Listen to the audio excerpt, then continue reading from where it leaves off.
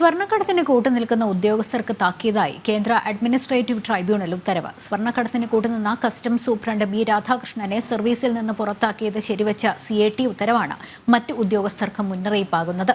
705 കിലോയോളം സ്വർണം കടത്താൻ കൂട്ടുനിന്നതിനായിരുന്നു നടപടി. വിമാനത്താവളങ്ങളിൽ DRIയും CBIയും നിരീക്ഷണങ്ങൾ ശക്തമാക്കിയിട്ടുണ്ട്.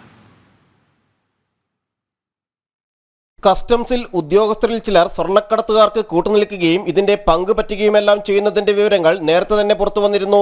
കള്ളക്കടത്തുകൾക്ക് കൂട്ടുനിൽക്കുന്ന ഉദ്യോഗസ്ഥർക്ക് താക്കീതാവുന്നതാണ് കസ്റ്റംസ് സൂപ്രണ്ടിനെ പുറത്താക്കിയത് ശരിവെച്ചുള്ള CAT ഉത്തരവ്. തിരുവനന്തപുരം വിമാനത്താവളത്തിലൂടെ പലപ്പോഴായി ഏകദേശം 705 കിലോ സ്വർണം കടത്താൻ കൂട്ടുനിന്ന കേസിൽ ഉൾപ്പെട്ട customs intelligence section superintendent Thiruvananthapuram സ്വദേശി ബി രാധാകൃഷ്ണനെ സർവീസിൽ നിന്ന് പുറത്താക്കിയതായിരുന്നു കേന്ദ്ര അഡ്മിനിസ്ട്രേറ്റീവ് ട്രൈബ്യൂണൽ ശരിവച്ചത്.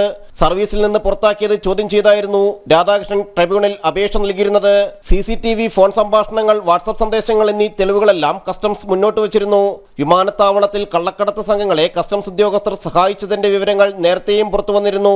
അബുദാബിയിൽ നിന്നെത്തിയ 4 കിലോ സ്വർണം റവന്യൂ ഇന്റലിജൻസ് പിടികൂടിയതോടെയായിരുന്നു തിരുവനന്തപുരം വിമാനത്താവളത്തിലെ തന്നെ മറ്റൊരു സംഭവം പുറത്തറിഞ്ഞത്. ഇത്തരം സംഭവങ്ങൾ ആവർത്തിച്ചതോടെ വിമാനത്താവളങ്ങളിൽ DRI കൂടുതൽ ജാഗ്രത പുലർത്തുന്നതിനൊപ്പം CBI നിരീക്ഷണവുമുണ്ട്. ജനം, കൊച്ചി.